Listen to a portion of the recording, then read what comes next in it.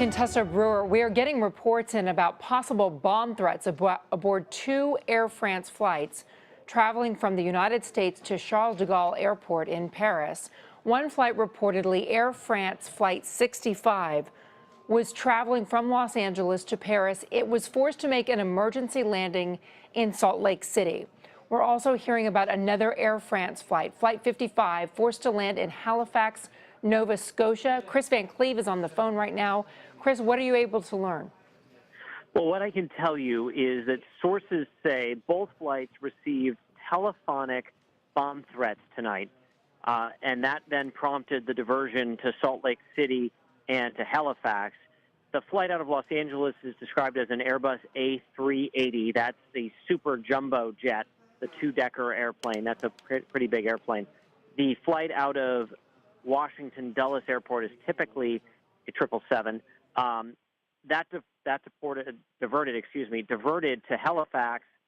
That's sort of one of your last resort airports as you're flying over the Atlantic.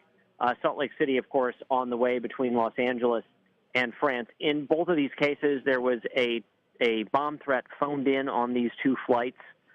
It sounds like this was done out of an abundance of caution as opposed to a belief that there was a bomb on board. However, given what's happened in Paris and what happened in the Sinai Peninsula of Egypt, you have to exercise an abundance of caution. We are getting pictures in on social media from some of the passengers who either are at the airports and showing us what the emergency response is like surrounding these planes, or from passengers who are on the planes themselves. Okay, it's notable, first of all, that this is an Air France flight. And, you know, when we looked at 9/11 about the airplanes that were hijacked, they were United and American Airlines. Their names alone captured the American imagination and clearly that of the terrorists. So, again, these are Air France flights coming from the United States and heading to France. We're also seeing reports on social media from one person named Trevor who said, "We just emergency landed and there's cops everywhere." Someone who says that there was an arrest that was made in Salt Lake City, and again, an emergency landing. We're working to confirm some of the details that people are putting in these in their tweets here. And again, yeah, go ahead. Sorry, Contessa. I was going to say, certainly if a plane diverts for a bomb threat, you are going to see a heavy police and emergency vehicle presence when that plane touches down, because the assumption is going to be that there's at least the possibility of an explosive on that aircraft. It's important to note that before anybody boards a flight out of a U.S. airport, that there is a significant vetting process that happens. So anyone who is on a watch list, in theory, should have already been checked days before they ever got on board that flight. Baggage is checked to the manifest to make sure that the people on board the plane match up with the people who checked bags.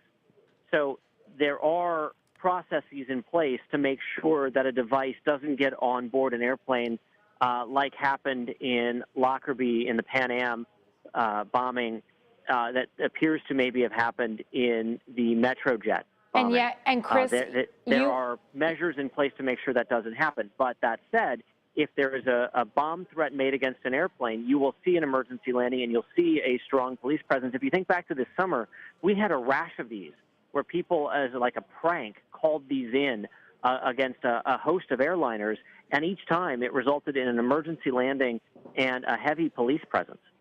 Okay, so we're going to continue to watch this and work to get some more information. Here's where things stand right now.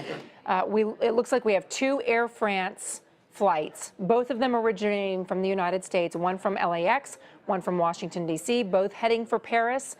Both have had bomb threats called in, and out of an abundance of caution, it looks like those have been diverted, emergency landings, and now the security process in place to find out whether those threats are credible, whether there's anything to them, and whether the passengers and crew have been safe the whole time.